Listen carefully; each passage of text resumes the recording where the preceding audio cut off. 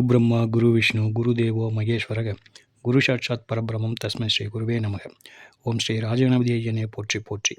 ஓம் ஸ்ரீ லோபாமுத்திரை சமேத ஸ்ரீ அகத்தியர் ஐயா போற்றி போற்றி. குரு அருள் ஆஸ்ட்ரோ முத்து உங்களோடு.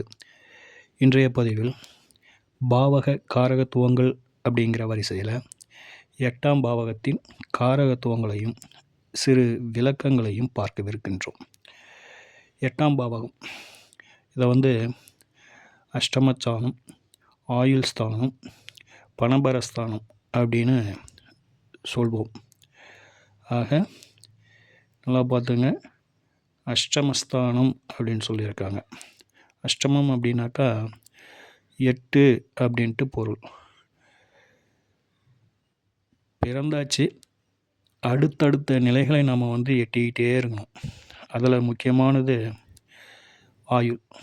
அந்த ஆயுளையும் தொட்டு அதற்கு அடுத்த நிலையான மனித பிறவியே இல்லாத ஒரு நிலையை எட்ட வேண்டும் அப்படிங்கிறது தான் இதனுடைய ஒரு சூட்சமமாக அடியன் புரிந்து கொண்டது. வாங்க இப்போது காரகத்துவத்துக்கு போகலாம். 8ஆம் பாவகத்தின் காரகத்துவம் அப்படின்னு ஒரு அண்டர்லைன் போட்டுங்க. அது கீழே சொல்கிற காரகத்துவங்களை வரிசையாக எழுதி வச்சுக்கிங்க. முதல் காரகத்துவமாக ஆயுள், திடீர் அதிர்ஷ்டம், உயில் சொத்து, போராட்டம், வியாதி. வியாதி அப்படின்னாக்கா 6ஆம் பாவம் தான் நோயை சொல்லக்கூடிய ஒரு வியாதி அப்படின்னாலும், அதில் இந்த வியாதியை பொறுத்தவரைக்கும் ஒரு வியாதி அது நம்மளுடைய இறுதி காலம் வரைக்கும் இருக்குது அப்படின்னாக்கா இந்த பாவகத்தின் சம்பந்தம் ஏற்படணும். அப்போது 6-8 சம்பந்தம் அப்படிங்கிற ஒரு நிலைப்பாடு ஏற்பட்டது அப்படின்னாக்கா அந்த நோயின் தாக்கம் நம்ம உடம்போடையே ஒட்டிகிட்டு இருக்கும். நம்ம உசுறு போச்சுனா தான் அந்த நோயை நம்மளை விட்டு போகும் அப்படிங்கிற ஒரு நிலைப்பாடு. ஸோ அந்த மாதிரி ஒரு ஆய்வு செய்வதற்கு இது நீண்ட கால நோயா, தீருமா தீராதா, கடைசி வரலாம் இருக்குமா, இது கூடிய தான் நம்ம போராடணுமா அப்படிங்கிற மாதிரியான ஒரு நிலைப்பாட்டை அந்த நோயின் தன்மையை அறிவதற்கு இந்த பாவகம் துணை புரிகின்றது. சரிங்களா? வாங்க அடுத்த காரகத்துவத்துக்கு போவோம். மீளா துன்பம், மீளா துயரம். அது என்ன மீளா துன்பம், மீளா துயரம் அப்படின்னிங்கன்னா, ஒரு சிலருக்கெலாம் இந்த கஷ்ட நஷ்டங்கள் அப்படின்னு வருகின்ற பொழுது வெளியிலேயே சொல்ல முடியாத அளவுக்கு இருக்கும். என் வாழ்க்கையே கஷ்டத்தில் தாங்க போகுது, ஒரு மகிழ்ச்சின்றதே இல்லை அப்படிங்கிற மாதிரி சொல்லுவாங்க. அப்படி சொல்லக்கூடிய ஒரு அமைப்பு அப்படிங்கிற ஒரு நிலைப்பாடு வருதுனாக்கா அதற்கான காரகம் எங்கே இருக்குதுன்னு பார்த்தோம்னா இந்த பாவத்தில் தான் இருக்குது. ஸோ மீளா துயரம், மீளா மன கஷ்டம் அப்படின்னு சொல்லிட்டு போட்டுக்கோங்க. அடுத்த காரகத்துவமாக அவமானம், தொடர் தடைகள், செய்வினை, பில்லி, சூன்யம். அடுத்ததாக ஆயுள் காப்பீடு அப்படின்ட்டு சொல்லுவாங்க. அதாவது எல்ஐசி. அடுத்ததாக விபத்து, வழக்கு, சர்ஜரி. இதை எழுதிட்டிங்களா? அடுத்ததாக இது இந்த ஆப்ரேஷன் பண்ணும்பொழுது ஒரு சில விபத்துக்களில், ஒரு சில ஆப்ரேஷன்களில் உடல் உபாதை அறுவை சிகிச்சை ஏற்படுகின்ற பொழுது திடீர்னு சார் இந்த பாற்றை நம்ம நீக்கி தான் ஆகணும் அப்படின்னு சொல்லிட்டு மருத்துவர்கள் பரிந்துரைப்பார்கள். ஒரு சிலருக்கு பார்த்துருப்போம், சுகர் அதிகமாகி போச்சு அப்படின்னாக்கா பாதத்தில் பெருவிரலை நீக்கி விட்டுருவாங்க. அப்படி உடல் உறுப்பை நீக்கம் செய்யும் ஒரு பாவகம் அப்படின்னாக்கா இதுதான். அதனால் அதையும் உங்களுக்கு என்ன மாதிரி சொன்னால் புரியுமோ, அல்லது நீங்கள் எப்படி எழுதுனா உங்களுக்கு புரியுமோ அது சார்ந்த வகையில் விளக்கம் நான் கொடுத்துட்டேன். அதை நீங்கள் எப்படி எழுதுறீங்களோ உங்களுடைய சாய்ஸ். சரிங்களா? அடுத்ததாக பொருளாதார முடக்கம். ஏன் பொருளாதார முடக்கம் அப்படின்னு சொல்கிறோம் அப்படின்னாக்கா, தனது சப்தம பார்வையில் உள்ள 2ஆம் பாவத்தை தொடர்பு கொண்டுக்கிட்டே இருக்கும். ஸோ இங்கே ஒரு தீய கோள்கள் நின்றுடுச்சு அப்படின்னாக்கா எப்போது வேண்டுமானாலும் ஜாதகருக்கு பொருளாதார தடை, குடும்பத்தில் ஒரு சங்கடம் அப்படிங்கிறது ஏற்படலாம் அப்படிங்கிறத புரிந்து கொள்ளுங்கள். அடுத்ததாக ஒரு காரகத்துவம் அப்படின்னு பார்க்கின்ற பொழுது எதிர்பாராத தனவரவு. எதிர்பாராத தனவரவு அப்படின்ற பொழுது எப்படி வரலாம் அப்படின்னாக்கா, ஒரு உயில் சொத்து மூலம் வரத்து, திடீர்னு ஒரு லாட்ரியில் வரத்து, ஒரு ரேஸில் வந்து திடீர் அதிர்ஷ்டம் அப்படின்னு சொல்லிட்டு சொல்கிறோம் இல்லைங்களா. ஒரு போயிட்டுருக்கோம், திடீர்னு ஒரு பணம் கிடைக்கிறது, கீழே கிடைச்சிது, நகை கிடைச்சிது. இருப்பினும் இந்த திடீர் வரவுகளை வந்து நம்ம வந்து வெளியில் சொல்லிக்க முடியாத அளவுக்கு தான் இருக்கும். அது ஒரு ரகசியமாக தான் நம்ம வந்து அதை வந்து வைக்க வேண்டியது இருக்கும். அதையும் வந்து நீங்கள் வந்து பார்த்துங்க. அடுத்ததாக சிறைச்சாலை, ரகசியத்துறை, லஞ்சம், லாவண்யம், நேர்கண்டம். நேர்கண்டம்னு கண்டம்னு சொல்லாமல் நேர்கண்டம் அப்படின்னு சொல்லிட்டு ஸ்பெசிஃபிக்காக சொல்கிறோம் அப்படின்னாக்கா, காலபுருஷ தத்துவத்தில் 8ஆம் இடம் விருச்சிக ராசி, அது வந்து நீர் ராசியாக இருக்கின்றது. ஸோ அதன் அடிப்படையில் இந்த நேர்கண்டம் அப்படிங்கிற காரகத்துவம் இங்கே கொடுக்கப்படுகின்றது.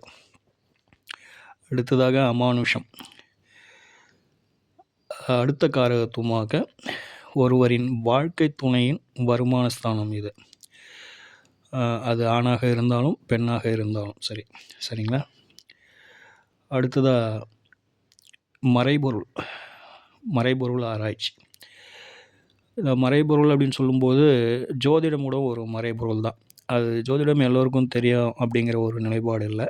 இது போன்று எல்லோருக்கும் கிடைக்காத, எல்லோருக்கும் தெரியாத ஒரு விஷயத்தை செய்வது அப்படிங்கிறது தான் வந்து மறைபொருள் அப்படிங்கிறது. இப்போ உதாரணமாக வந்து ஒரு மயக்க மருந்து கொடுக்குறாங்க, அல்லது வந்து மருத்துவத்திலே வந்து தெரியாத ஒரு மருத்துவத்தை இவங்க செய்கிறாங்க, அல்லது எங்கேயுமே கிடைக்காத ஒரு பொருளை வாங்கிட்டு வந்து விற்கிறது அப்படிங்கிறதெல்லாம் இதனுடைய நிலைப்பாடுகள் தான் மறைபொருள் அப்படின்னு சொல்லிட்டு சொல்லலாம். இதற்கு இன்னும் கூடுதலான விளக்கம் உங்களுக்கு தெரிஞ்சது அப்படின்னாக்கா அதையும் சேர்த்து எழுதிங்க. மலக்குடல், கழிவுகள், அடுத்ததாக வந்து ஜனன உறுப்பு. இந்த விஷயங்கள் முக்கியமான ஒரு காரகத்துவங்கள், சரிங்களா. இப்போது விளக்கங்களுக்கு போவோம். பொதுவாக வந்து இந்த பாவகத்தை வந்து அதீதமாக நான் வந்து ஆய்வு செய்யறதில்ல. மற்றைய பாவங்களுக்கு கொடுக்கின்ற முக்கியத்துவம், இந்த பாவகத்துக்கு அதீத முக்கியத்துவம் கொடுத்து இதில் உள்ள காரகத்துவங்களையோ அல்லது மற்ற விஷயங்களையோ ரொம்ப டைம் ஸ்பெண்ட் பண்ணி இது கூட நான் வந்து பயணித்ததில்லை. ஆனால் இதில் வந்து ரொம்ப முக்கியமான ஒரு காரகத்துவம் இருக்குது, ஆயுள் அப்படிங்கிற ஒரு காரகத்துவம். அதாவது எவ்வளவுதான் சொத்து, சுகம், பொருளாதாரம், வசதி வாய்ப்புகள், லக்ஸரி லைஃப் இப்படின்னு எவ்வளவு இருந்தாலும் ஒரு ஜாதகத்தில் எவ்வளவோ யோக கிரக சேர்க்கைகள், யோக எப்படி சொல்கிறது, யோகங்கள் எவ்வளவு இருந்தாலும் ஜாதகத்தில் இந்த ஆயுள் அப்படிங்கிற ஒன்று அந்த ஜாதகத்தில் தீர்க்கமாக இல்லை அப்படின்னாக்கா எவ்வளவு இருந்தாலும் அது வந்து சிறப்பு இல்லைங்களா. அப்போது ஒரு யோக பலம் பொருந்திய ஒரு ஜாதகமாகவே இருந்தாலும் அதை அனுபவிப்பதற்கு, அந்த யோகத்தை அனுபவிப்பதற்கு ஜாதகருக்கு ஆயுள் தேவை. அந்த ஆயுளை எப்படி இருக்குது, ஒரு ஜாதகரின் ஆயுள் எந்த நிலைப்பாட்டில் இருக்குது, கஷ்ட நஷ்டத்தை அனுபவிப்பாரா, நீண்ட ஆயுள் உள்ளவரா, அல்லது ஆயுளில் ஒரு கீறல் குற்றம் ஏதேனும் உள்ளதா, அப்படி அதை ஒரு பகுத்து பார்ப்பதற்கு இந்த ஸ்தானம் மிக முக்கியமான ஒரு ஸ்தானமாக திகழ்கின்றது. ஸோ இந்த ஸ்தானம் எப்படி மற்றைய பாவங்களை போன்று ஒரு முக்கியமான ஸ்தானமோ தனித்துவமான ஒரு பாவகமோ, அதே போன்று இந்த பாவகமும் ஒரு தனித்துவமான பாகமும் அதி முக்கியமான பாவகம்தான். அதில் எந்த ஒரு மாற்று கருத்தும் இல்லை. இப்போது ஆயுளை பற்றிய ஒரு நிலைப்பாட்டுக்கு வருவோம். இப்போது ஆயுள் ரொம்ப முக்கியம், பூரண ஆயுளா அப்படிங்கிறத நாம் வந்து கண்டறியணும். ஒருவருக்கு இந்த ஜாதகர் பூரண ஆயுள் பெற்றவரா அப்படிங்கிறத நாம் வந்து தெரிஞ்சுக்கணும் இல்லைங்களா. அதனுடைய நிலைப்பாடு எப்படி இருக்குதுன்றதெல்லாம் தெரிஞ்சுக்கணும். ஸோ அதற்கான முதல் படி அப்படின்னு பார்த்தோம்னா, முதல் ஸ்டெப் அப்படின்னு பார்த்தோம் அப்படின்னாக்கா, லக்னாதிபதி நிலையை முதல்ல நம்ம வந்து பார்த்துடணும். லக்னாதிபதி எப்படி இருக்கின்றார், எந்த நிலையில் இருக்கிறார், எங்கு இருக்கின்றார் அப்படிங்கிற ஒரு நிலைப்பாட்டை நம்ம கூர்ந்து கவனித்து விட வேண்டும். அதாவது வந்து லக்னாதிபதியை பொறுத்தவரையிலும் கேந்திரங்களில் இருப்பது சிறப்பு, கோணங்களில் இருப்பது சிறப்பு. அதே போல் வந்து ஆட்சி உச்சம் பெற்ற நிலை இன்னும் கூடுதல் சிறப்பு. இத்தகைய நிலைப்பாட்டில் ஒரு ஜாதகத்தில் லக்னாதிபதி அமர்ந்து விட்டாலே அவர்களுக்கு ஆயுள் குற்றம் இல்லை அப்படிங்கிற ஒரு நிலைப்பாட்டுக்கு நம்ம வந்துடணும். சரிங்களா? சரிங்க சார், இந்த நிலைப்பாட்டில் ஒரு ஜாதகம் இல்லை, அடுத்து அப்படிங்கிற ஒரு கேள்வி நமக்குள்ளே வரும். அப்படி பார்க்கின்ற பொழுது விருத்திக்கு மூல காரணம் அப்படிங்கிற ஒரு கிரகமாக குரு பகவான் இருக்கின்றார். அவர் லக்னத்தை பார்ப்பது, லக்னாதிபதியை பார்ப்பது, சந்திர பகவானை தொடர்பு கொள்வது, அடுத்ததாக அட்டம ஸ்தானத்தை பார்ப்பது. இந்த 4 அமைப்புகளை நல்லா பார்த்துக்கங்க. இந்த 4 அமைப்புகளுக்கு குரு பகவானின் பார்வை, இங்கே வந்து பார்வைக்கு தான் பலம் அதிகம். சேர்க்கையை காட்டிலும் குரு பகவானின் பார்வை அப்படிங்கிறது ரொம்ப முக்கியம். இந்த பார்வையில் இந்த 4 அமைப்புகள் இருந்துட்டால் சிறப்பு. அடுத்ததாக ஆத்மகாரகர் என்று அழைக்கப்படும் சூரிய பகவான் ஆட்சி உச்சம், அடுத்ததாக கேந்திரங்களில் இருப்பது, அடுத்த நிலை திரிகோண பாவங்களில் இருப்பது. அதாவது வந்து ஒரு பிறவி ஜாதகத்தில், பிறப்பு ஜாதகத்தில் ஆத்மகாரகரான சூரிய பகவான் ஆட்சி உச்சம் கேந்திர கோணம் இப்படி இருப்பது ரொம்ப சிறப்பு. இப்படி இருக்கின்ற சூரிய பகவானுக்கு கேந்திரங்களிலோ லக்னத்திற்கு கேந்திரங்களிலோ சந்திர பகவான் இருப்பது ஆயுளுக்கு கூடுதல் சிறப்பு. இப்போது கிட்டத்தட்ட வந்து ஒரு 3-4 விதமான நிலைப்பாடுகளை சொல்லியிருக்கோம். இதில் ஏதேனும் ஒரு நிலைப்பாடு நிச்சயம் ஒரு ஜாதகத்தில் இடம்பெற்றே தீரும். அவ்வாறு ஏதோ ஒரு 5% ஜாதகங்களில் தான் இதற்கு எதிர்மாறான ஒரு கிரகநிலைகள் இருக்கும் அப்படிங்கிறத பார்த்துக்கோங்க. அடுத்ததாக ஒரு ஜாதகத்தில் அட்டமஸ்தானத்தில் அதீத கிரக கூட்டுகள் இருப்பது அந்த அளவுக்கு வந்து சிறப்பில்லை. அதே போல் வந்து சந்திர பகவானுக்கு 8ஆம் இடத்தில் அதிக கிரகங்கள் கூடி நிற்பதும் சிறப்பல்ல. லக்னம் பாவகர்த்தாரி தோஷத்தில் இருப்பதும் சிறப்பல்ல. சந்திர பகவான் பாவகர்த்தாரி தோஷத்தில் இருப்பதும் சிறப்பல்ல. இந்த நிலைகள் பொறுத்தவரைலாம் ஏதோ ஒரு சங்கடங்களை, மனக்கசப்புகளை கொடுத்துக்கிட்டே இருக்குது. இது போன்ற நிலைகள் இருந்து லக்னாதிபதி பலம் இழந்துடக்கூடாது. ஒருவேளை அப்படியும் பலம் இல்லை அப்படின்னு நமக்கு ஒரு புரிதல் வருகிறது அப்படின்னாக்கா, நிச்சயமாக வந்து குரு பகவானின் பார்வை எந்தெந்த இடங்களுக்கு விழுது, எந்தெந்த கிரகங்களை பார்க்கின்றார் அப்படிங்கிறத கொஞ்சம் கூர்ந்து கவனித்து கொள்ளுங்கள். ஏன் அப்படின்னாக்கா, அட்டம ஸ்தானம் என்று சொல்லக்கூடிய ஆயுள் ஸ்தானம் நிலை சிறப்பில்லாமல் இருந்து, லக்னாதிபதியும் சிறப்பில்லாமல் இருந்து, குரு பகவானின் பார்வையும் இல்லாமல் இருந்தால் அந்த ஜாதகங்களுக்கு நம்ம எந்த ஒரு பலனும் வந்து ஒரு உறுதியிட்டு சொல்வதற்கு இல்லை. அதாவது வந்து முதல் விஷயமாக ஆயுள் சார்ந்த விஷயங்களில் அது இருக்கும் வரை இருக்கலாம் அப்படிங்கிற ஒரு நிலைப்பாடு தான். அப்போது அந்த போன்ற ஜாதகங்களுக்கு 8-12 தொடர்பு நிலை பெற்ற அது தொடர்புடைய தசாபுத்தி காலங்கள் போகுதான்றத பார்க்க வேண்டியது அவசியமாகின்றது அப்படிங்கிறத புரிஞ்சுக்கோங்க. சரிங்களா? இதற்கு மேலே வந்து இந்த ஆயுளை பற்றி அந்த அளவுக்கு வந்து சிந்திக்க தேவையில்லை. இந்த அளவுக்கு நம்ம வந்து ஓரளவுக்கு கேட்டால் பதில் சொல்லணும். ஒரு ஜோதிடராய் என்னை பொறுத்தவரையிலும் ஆயுள் எப்படி இருக்குதுன்னு கேட்டால் பதில் சொல்லணும். ஒரு வாடிக்கையாளருக்கு நல்ல ஆயுளுங்க, தீர்க்க ஆயுள் அப்படின்னு சொல்ல தெரியணும். அல்லது ஆயுளில் குற்றம் குறை உண்டு அப்படிங்கிறத சொல்ல தெரியணும்.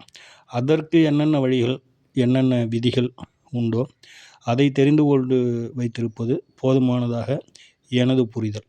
சரிங்களா? அடுத்த காரகத்துவமாக விபத்து அப்படிங்கிற ஒரு விஷயத்தை பார்ப்போம். விபத்து அப்படிங்கிறத இந்த பாவத்தை கொண்டு தான் நம்ம வந்து ஆய்வு செய்கிறோம்.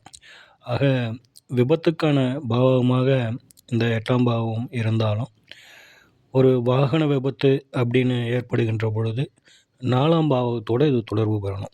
4ஆம் இடம் தான் வாகனத்தை சொல்லக்கூடிய பாவகம். ஆக 4ஆம் பாவகமும் 8ஆம் பாவகமும் தொடர்பாகின்ற பொழுது விபத்து அப்படிங்கிற ஒரு விஷயத்தை நீங்கள் புரிஞ்சுக்கிங்க. இது விபத்துக்கான விதி. கழிவுகள் அப்படின்னு சொல்லும்பொழுது மலம் பெரும்பாலும் வந்து இந்த மலச்சிக்கல் உடையவர்கள் அப்படின்னு சொல்லிட்டு சொல்லுவோம் இல்லைங்களா? அந்த மலச்சிக்கல் அப்படிங்கிறத வந்து இந்த மூலம் அப்படின்லாம் கூட சொல்லுவோம். இந்த டாய்லெட் போகும்போது அவ்வளோ கஷ்டப்படுவாங்க. அது வெளியேறும்பொழுது அவ்வளோ ஒரு வலி வேதனைகளை அனுபவிப்பார்கள். அதற்கான பாவகம் இந்த 8ஆம் பாவகம் தான். 6, 8 தொடர்பு கூடவே வந்து அது எதனால் ஏற்படுது அப்படின்னு பார்க்கின்ற பொழுது உஷ்ணம் தான் அதை வந்து நம்மளுக்கு வந்து அதீத உஷ்ணம், வெப்பம் அப்படின்னு சொல்கிறோம் இல்லைங்களா? சூடு, இப்படி அதீத உஷ்ணம் அப்படிங்கிறது ஏற்படுகின்ற பொழுது அந்த மலச்சிக்கல் அப்படிங்கிறது வந்து உண்டாவதற்கான சாத்தியங்கள் அதிகம் உள்ளது.